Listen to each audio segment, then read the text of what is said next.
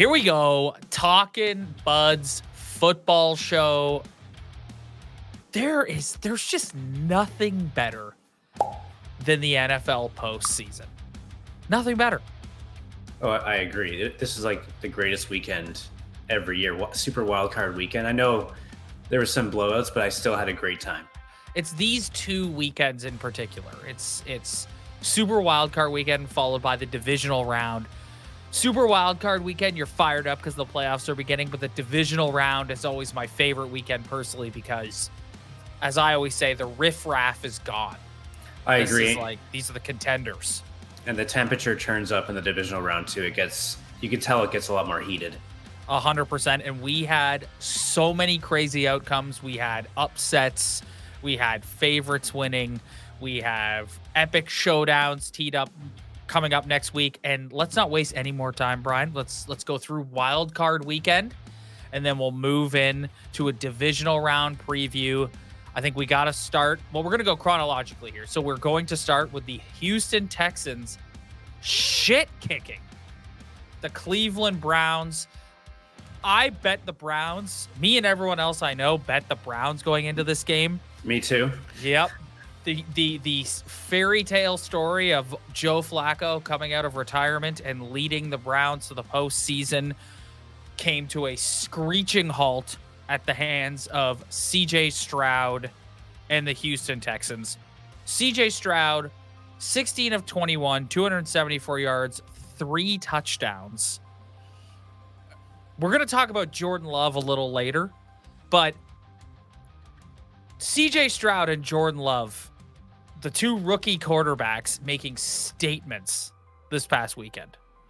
And I think, football is in good hands for a long time now. We have, people like Allen Mahomes that are not that old yet, but they're still, they're veterans in the league. And having guys like CJ Stroud come in and Jordan Love and just start dominating the way they're doing, it makes me pretty excited as a football fan. Yeah, 100%. And I think as the Texans go to Baltimore now, it sets up a really interesting narrative because the Texans are pretty good. Stroud has looked pretty good, but you're going in there against the 1 seed in the AFC, and it's going to be a tough test for them. And I think if there's a team that can take down Baltimore, like Houston might be assembled in a way that they could play well against Baltimore. I'm not saying that they will. It's just they have a good chance. Your thoughts on Joe Flacco's Cinderella story coming to a screeching halt? This is why there's been that old debate, like, is Joe Flacco elite? That's always, it's always thrown out there when he's playing. But this is why there's a debate. He can go on a crazy hot streak where he's, making insane plays, still throwing interceptions, but winning games by a large margin. Then there's always these games sprinkled in there, 2-3 interception games, low scoring, looks confused and slow. So it was tough to see. I love Joe Flacco, but I knew this was coming eventually. And the Cleveland Browns defense, the Cleveland Browns defense and the Dallas Cowboy defense had a lot in common this past weekend. 2 highly ranked defenses in the league coming into the Super Wildcard weekend, and both of them just like disappearing act. And I think Myles Garrett is injured. Like, he wasn't playing at a high level at all. It just from the opening drive and everything, you knew it was going to be a tough game for that defense. Yes. So congratulations to the Houston Texans. Moving on to the Saturday night game, the Kansas City Chiefs defeating the Miami Dolphins 26-7. I tweeted during this game, there's just no conceivable way that the Miami Dolphins are going to win this game. And it played out exactly as we all thought they would. Like, Tua's history as a warm weather quarterback was like well documented leading into this game. The Dolphins too, they just kind of have that vibe about them where it's like they look like a team that wants nothing to do with the cold weather. Mike McDaniel looks like a guy that wants nothing to do with the cold weather, and they played like a team that wanted nothing to do with the cold weather. And I think Mike McDaniels got exposed in this game because he was running the same screenplay the entire game. He would not adjust to the weather. He wouldn't adjust to what's happening on the field. And you saw that. I think, though, that he didn't trust Tua. I think that's part of it. And, just them losing the AFC East in the fashion that they did, they were coming into this game, I think, lower confidence than they wanted to admit. And it really showed on the field. Tyreek Hill was doing his best job, but And I kind of a hot take. I think Tyreek Hill is not going to return to the Dolphins. Yeah, I think so too. I think he's looking around, and the interesting conversation. There's a lot of teams, and we'll talk about this like once the season's over. But there's a lot of teams that are kind of looking at their quarterback. Dak Prescott comes to mind, and going, we've hitched our wagon to this guy. Can he take us to the promised land? And Tua, they haven't paid Tua yet, but they're going to have to. Yep. Because what are they going to do? I know their draft pick option is not great this year. They can't get a quarterback. They've got no choice. Yeah, so that is a super interesting story. As far as the Chiefs go,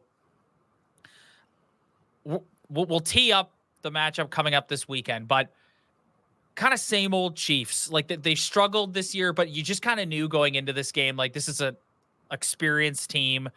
And they have another gear, and they're going to hit the gear, and they're going to do away with the Miami Dolphins pretty easily, and that's exactly what they did.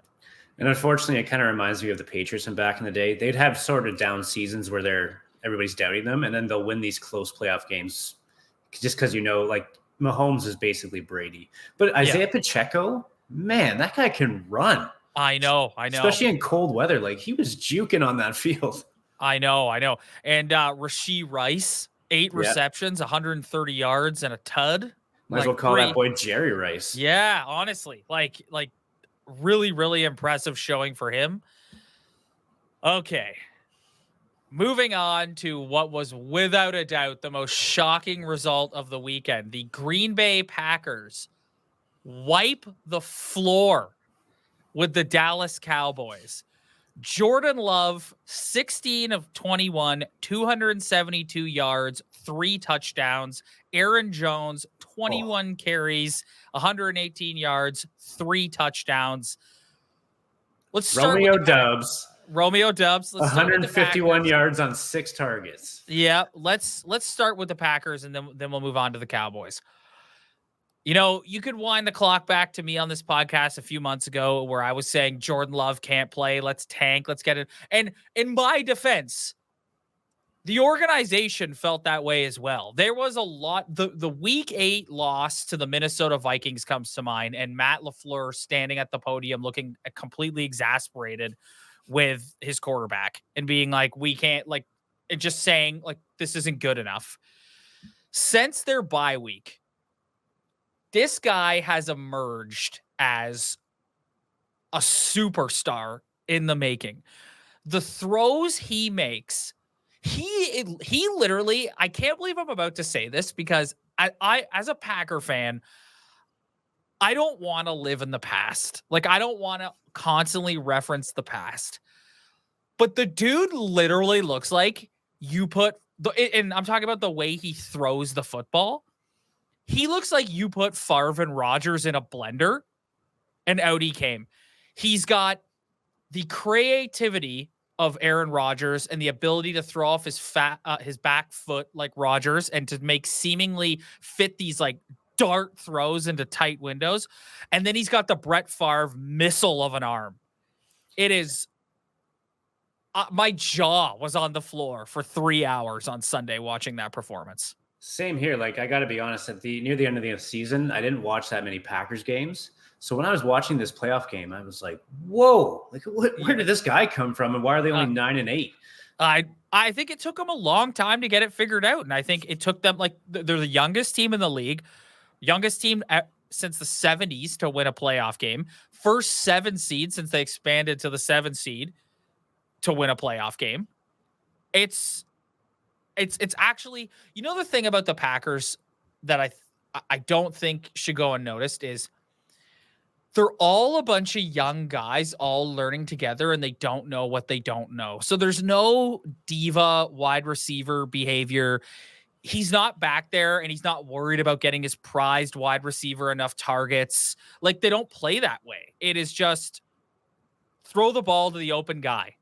Go through your progressions, and whoever is open, throw the ball. And Matt LaFleur, I've talked a lot about how this year was going to be a prove it for Matt LaFleur. Like, what are you? And I take my hat off to him. They came back from that. Oh, he came back. They came back from that bye week, and this dude is scheming up offense left and right. It's just, it's incredible to watch. The defense that was sus all year and did infuriating things like give Baker Mayfield a perfect passer rating at Lambeau Field played pretty well. They played well 2 weeks ago against the Vikings. They played well last week against the Bears, and they played well again against the Cowboys.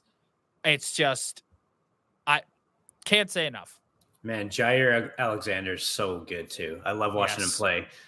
But yeah, Aaron Jones, like having that kind of run game is just such an advantage. He's incredible. He is what makes them go. And I love that they just let him tote the rock constantly. Even if he has a couple runs that don't go for anything, just keep giving it to him because eventually he's going to find a seam and he's going to go. He's such a secret weapon that you can split out wide and throw the football to as well. Like he can catch. That guy is special. Especially now that he's healthy, like Green Bay with Aaron Jones is a scary team. Yeah. And that's a team that nobody really wants to play anymore. Well, we're going to talk about this when we tee up divisional weekend, Brian. I can't believe I have to sit this weekend and watch another Green Bay Packers San Francisco 49er playoff game. I just feel like my life has been watching the Packers get eliminated in the postseason by the San Francisco 49ers. But I digress. We'll talk about that later. We need to talk about the Dallas Cowboys because, oh my God, you're sitting here. We do this podcast on the Talkin Buds Leaf Show channel. I've got my Leaf stuff behind me. There is a lot. You've seen these comparisons made a lot. Somebody shared the meme of Dak Prescott with the Toronto Maple Leaf on his helmet. Yeah. They are two peas in a pod, these two franchises. Just one of the more epic collapses you will ever see. Especially for Dak. Like those two interceptions were insanely costly. I know his stat line looks okay if you didn't watch the game. Well, he got a bunch of garbage time. Exactly. Yeah. Anybody who watched that game knows that Dak is the problem. I know the defense was very suspect. Jordan Love tore them up, but Dak has just he's been trending downwards quite a bit. Every season he just turns into Dak reception, as I call him, or Dak INT. And he just, if I'm a Dallas Cowboys fan, you're paying him $62 million next year off the cap, I'd be sick to my stomach. I wouldn't want to watch this guy play another down for my team. He's horrendous. But that's the difference between Tua. Like they've paid him and they're stuck with him. And I don't know what they're going to do.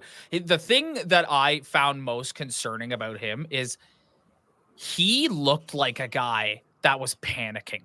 Like he did not look cool. That's the thing I love the most about Jordan Love is his demeanor. The guy is cool, calm, and collected.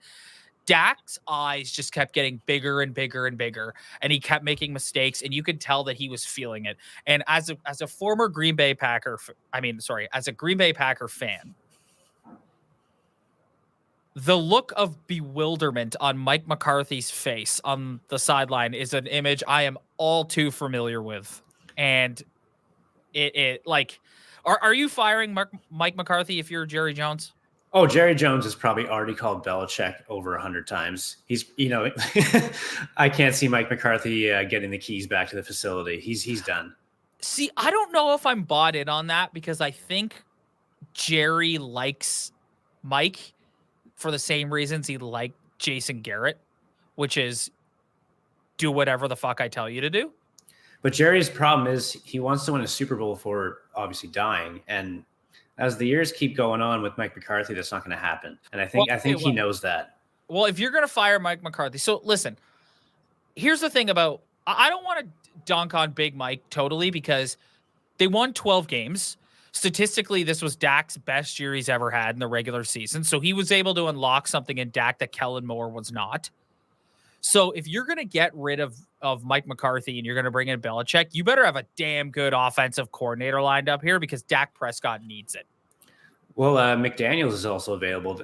There's been a lot of rumors that Belichick and McDaniels are going to team up in Dallas. Oh, well, so Brian, well, again, little tease for what's to come here in a few minutes. I think there's another team that has yet to fire their coach that I think is more of a front runner to get Bill Belichick than the Dallas Cowboys.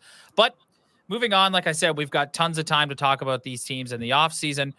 Moving on to the Sunday night game, the Detroit Lions win their first playoff game since 1991, defeating the LA Rams 24-23. This was by far the best game of the weekend. This was a back and forth battle between Matthew Stafford and Jared Goff. The storylines there speak for themselves. We don't have to explain it. I was, as a guy who roots for a team in the NFC North, the Lions are an old rival, but I was genuinely happy for that organization and those fans. That was a special environment on Sunday night. And you know me, I've always professed my love for Dan Campbell on this podcast. It was really satisfying to see him get that win. Just the excitement on his face. He probably had a cry with the boys in the locker room. But Jared Goff as well. I'm really happy that he's found Detroit because he was treated pretty poorly in Los Angeles, especially on his exit. And he had some down years.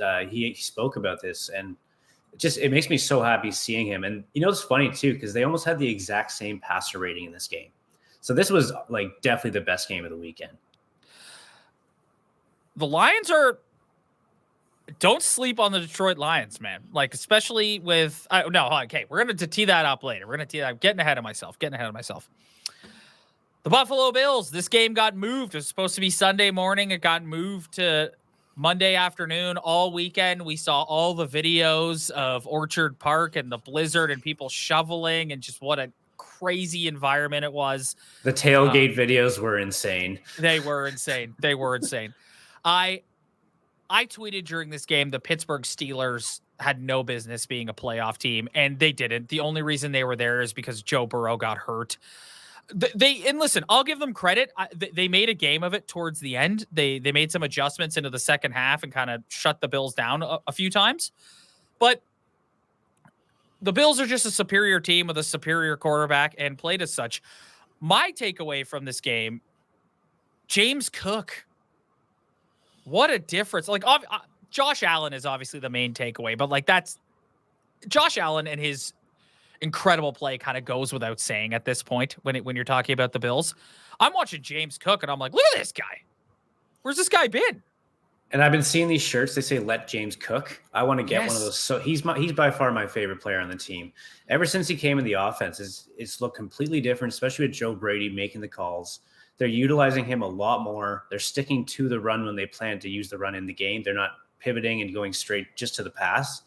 So having a nice balance of this run-pass game, especially with Allen as a running threat now that it's playoff time, that's when they actually unleash him on the running side of the ball. So I have championship expectations now for this team, especially the way that they played leading into the playoffs. They won 5 games in a row to finish the season. Some of them were tough games, but they showed that they could win those games where, Josh is not playing A+, or there's certain, defensive issues that are happening, 7 injuries on the Monday night game. Oh, I was going to ask you about that. What about the injuries on defense?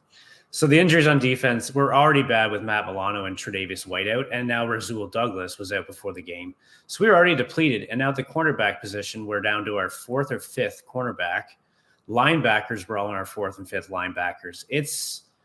It's tough. Now, I have it here. So Tyron Johnson, Terrell Bernard, Rasul Douglas, even Gabe Davis, these guys are all day-to-day. So I'm hoping, there's enough time to, get the boys ready for the playoffs, give them some cortisone shots, do whatever you got to do. But and I think in the playoffs, especially with the matchup coming up this weekend and how much it means, you play. If you can play, you're playing. Exactly. If you can play, you're playing, and none of these guys are going to sit out. Even Ed Oliver got a bit banged up, but he's going to be there. He's been a game wrecker all season.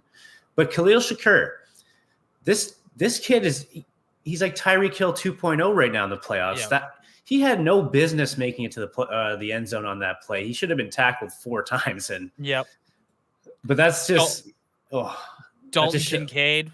Oh, Dalton Kincaid. I tweeted during the game, he's the best draft pick since Josh Allen, and it's not even close. He's got good size. It's a big guy. Big guy, makes important catches. I know he did drop. He's had a few issues dropping this year, but with experience and more confidence, I'm sure those will go away, and he's just making impressive plays. All right, let's wrap up Wildcard Weekend, and then we can start teeing up Divisional. And Brian, I'm just going to come out with it. What the hell happened to the Philadelphia Eagles? Like a bed shitting of epic proportions. and they're blaming injuries and all this. Every team's injured. It's the playoffs. Like, you need to show up more than 9 points. Something happened, man. Something happened in that room, in that organization, amongst that team. Something happened. Like, you don't do a nosedive like that without there being like an issue. And obviously, you know, they lost their offensive and defensive coordinators from last year, and it sort of exposed Nick Sirianni, who is 1000% going to get fired. And it is like, just, I do not want to take anything away from the Tampa Bay Buccaneers. I thought the Tampa Bay Buccaneers played really well. I thought Baker looked great. I tip my hat to Baker Mayfield. He's become the quarterback in Tampa Bay. They're a good team. They've got good players on offense and defense. Like, I do not want to take anything away from them. But the Philadelphia Eagles, like, they couldn't do anything. Nobody was making any tackles. They could barely, like, Jalen Hurts could barely complete a pass. They just decided, like, early in the first quarter, we're not going to run the football at all.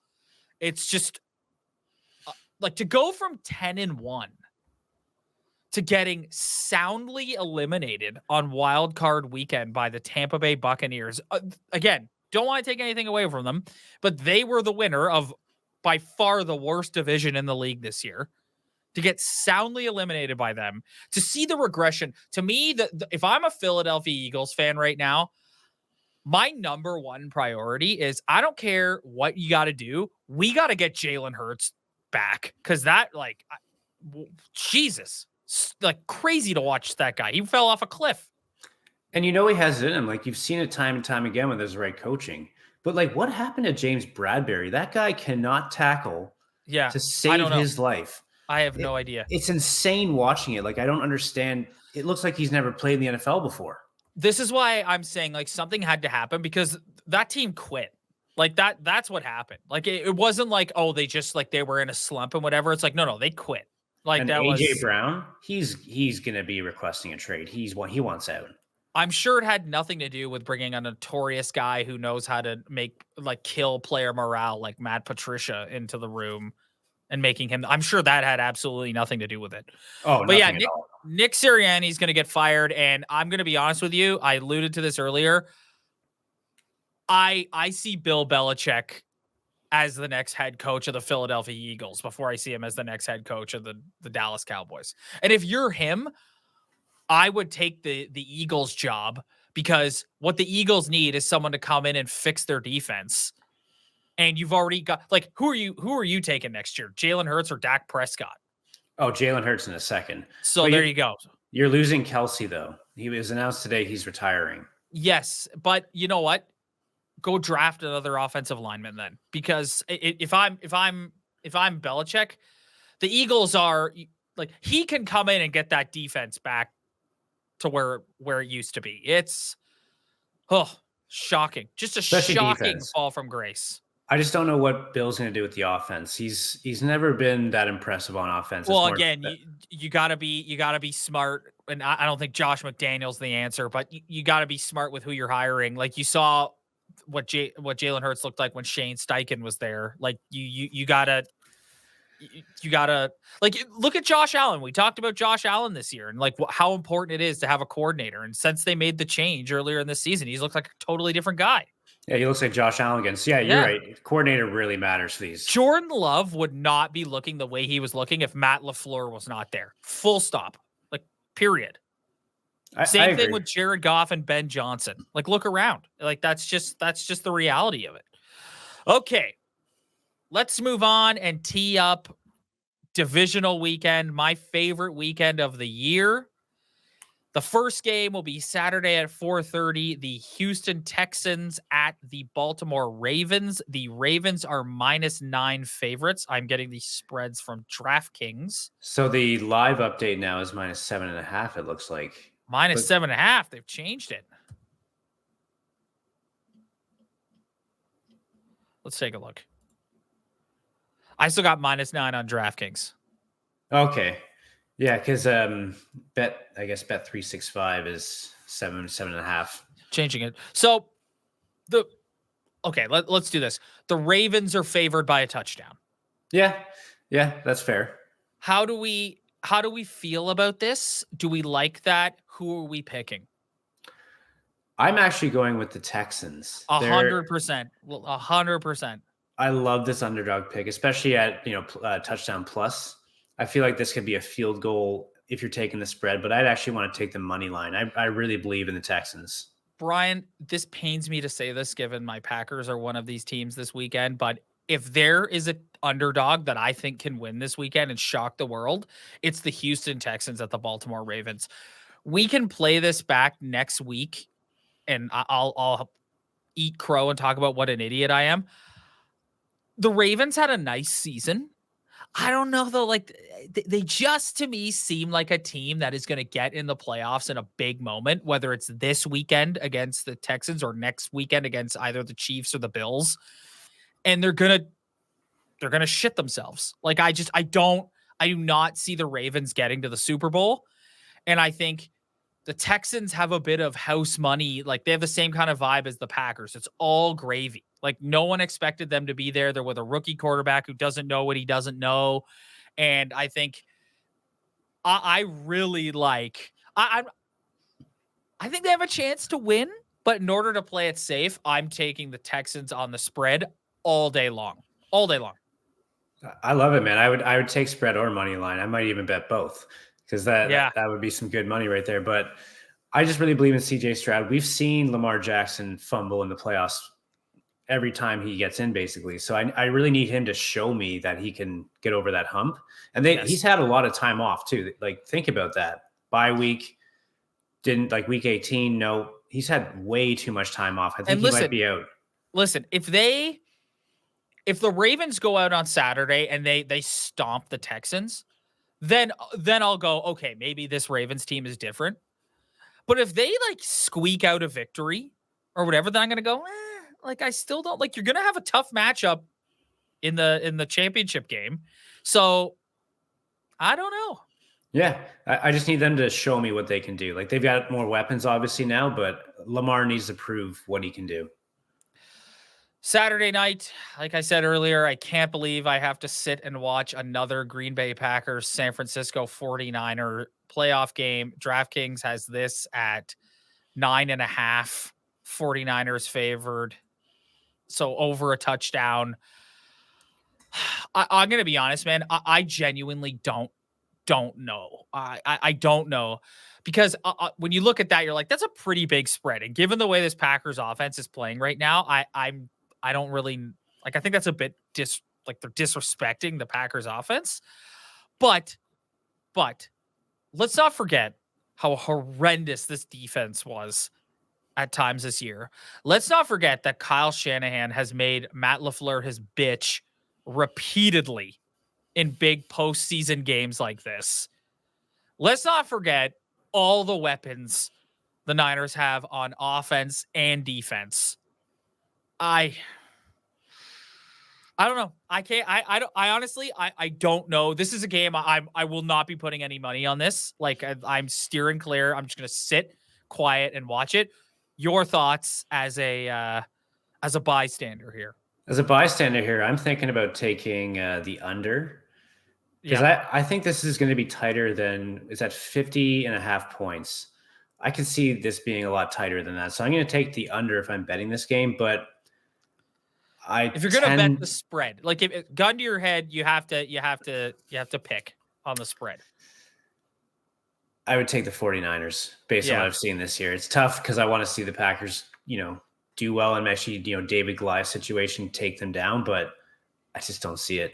I don't see it either. I think the 49ers roll. I think the Packers, like they had a great win in the wild card round, but yeah, you're going in. That building has been a house of horrors for the Matt LaFleur era Packers. It really has. So, and usually it's the NFC Championship game. So, divisional round might be different. This might change the tide. Well, if you remember 2 years ago, they played the Niners in the divisional round at Lambeau in the freezing cold on a Saturday night.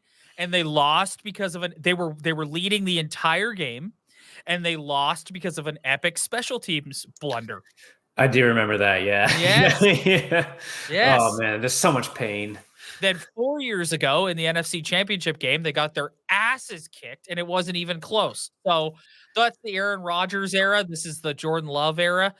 Jordan Love has a chance this weekend, man, to just be like, this is a new era of Green Bay Packer football here. But I don't know. I think it's a lot of pressure and expectations to put on the kids. So I'm leaning, gun to my head, I would also lean Niners here. Agreed. Yeah. It would be nice to see the Packers move on, but you're right, borrowed money at this point. So Sunday, 3:00, Tampa Bay Buccaneers at the Detroit Lions. Lions are 6-point favorites. I'm going to surprise you here. I'm going to take the Tampa Bay Buccaneers to cover, not to win, to cover. I can see that Detroit keeps games closer than they do. Than this spread suggests. So they do. I think the best thing that Detroit has going for them, and one of the reasons why I'd be very intrigued with a potential Lions Niners, and I said this to you months ago on the pod, one of the reasons that I'd be intrigued with a Lions Niners matchup is the Lions are a team that can go toe to toe in the toughness category with the Niners. Like the Kyle Shanahan teams beat you up at the line of scrimmage. You're not beating up the Detroit Lions at the line of scrimmage. It's not happening. The only thing is their secondary and defense is very suspect. It's true. It's been suspect all year, and I don't trust their defense. And so you look at Baker and you look at his receiving weapons, like you look at the game Monday night against Philly. If they didn't have so many drops in the first half, that game's over at halftime. Yeah. It kind of reminded me of Tom Brady's sort of Buccaneers. So this game is kind of a toss-up for me as well. Like I would take Buccaneers on the spread, maybe Lions money line. Yes, 100%. Okay, Brian. The main event of without question, the game of the weekend. Taylor Swift will be in attendance at Orchard Park. You and I have talked many a time about they need one of these games in Buffalo. To me, this is such a big game for the Buffalo Bills because this is the year.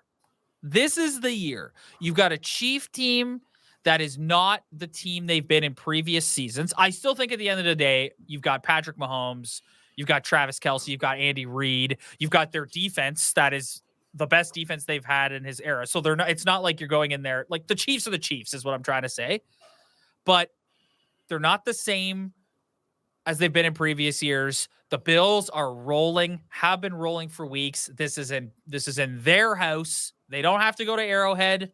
You got to come and stand in front of Bills Mafia. Patrick Mahomes has never lost in the divisional round. Oh man, the TV numbers for this game on Sunday are going to be monstrous. This is like the NFL's wet dream game here. Like, especially because of the last one, it was such fireworks at the end. Yeah. But I'm taking the Bills -3 all day long. I can't say anything else after watching what they did in the wild card game. Championship DNA in this team. They're playing a very different style under Joe Brady. Their run game is super important and super active in everything they're doing. Josh Allen's playing on a different level. You could see it just the way he walked out with his face. You knew he was on a different level that game. I can't see in any world where the Chiefs beat them in this game. The way that the Chiefs offense have looked all year, they're dropping passes like you wouldn't believe. Here's what I'll say. Josh Allen needs to sit down this week and he needs to meditate and he needs to close his eyes and he needs to go, I will not turn the football over against this Kansas City defense. I will not turn the football over. I will not make errant throws. I will not I'm going to be calm, cool, and collected, and we're going to be a well-oiled machine on offense. To me, that is the only scenario that will kill the Bills is if Allen starts throwing interceptions or there's or a receiver fumbles or something like that. Like they have to be squeaky clean on offense because it's a good defense. Yep. It's very underrated defense, and the Bills got to stay out of penalty trouble. Penalty trouble is always the heel of this team. And yeah, if they can focus on the run game, if they can focus on being efficient with the football, they protect the football, I feel like they have the best chance. The only thing that worries me is Sean McDermott versus Andy Reid. That's what worries me. Well, here's the thing. You're going into this matchup with, like, Rashee Rice had a good game this past weekend, but the Chiefs receivers are not what they once were. So basically, if you're like, your defensive strategy has to be take away Travis Kelce. Like if you take away Travis Kelce and you don't let him have open looks, then you're basically looking around and saying, you got to beat us with Marquez Valdez-Scantling. You got to beat us with Rashee Rice. You got to beat us with some of these other guys. With Pacheco, yes. So you gotta do that, right? So it's really interesting, man. Like if you're the Bills, if the Bills win this game, they are going to the Super Bowl. 100%. If they can get over this hump. Exactly. I don't care who's in front of them the following week, whether it be Lamar, whether it be the wonder kid, CJ Stroud. I don't care. If the Bills win this game, they are going to the Super Bowl. And the Bills are also completely different, but in a good way. Like what you've seen from Hardy and Shakir, especially with runs after the catch, we're using Diggs in a lot of different ways now, which I prefer. He's getting, screen passes, and he's usually getting first downs or close to it. And I just like how Joe Brady's been calling this offense. So if they can continue making these smart plays and smart play calls, there's not a team in the AFC, at least, that I could see beating them. 100%. So consensus is we're taking the Bills -3. That's the consensus. I love it. Well, there you have it, man. There you have it. Now we just sit back and we let it unfold. I can't wait. I can't wait either, man. I already have been pretty hyped. Like I gotta say, like obviously I'm stoked for my Packers and I'm gonna be hanging on to every play, but it's like must-watch television on Sunday. We will look back. This is the Brady versus Manning of this era. This is Mahomes versus Allen. Like this is, and like you have other guys like Burrow and stuff will be in there in years to come. And like maybe Lamar, if the Ravens actually are able to go on a run here. But so far, like Mahomes versus Allen is the Brady versus Manning of this era. Oh, I totally agree. Especially if Allen could get one Super Bowl under his belt, it really amplifies everything about that rivalry. 100%. All right, buddy, we're going to get out of here. We will be back next week to review everything that happened on the divisional weekend and tee up the NFC and AFC championship games. So if you want to join us for that discussion, make sure you hit that like and subscribe button below. Spread the word. Tell your friends. We really appreciate it. We'll see you guys next week.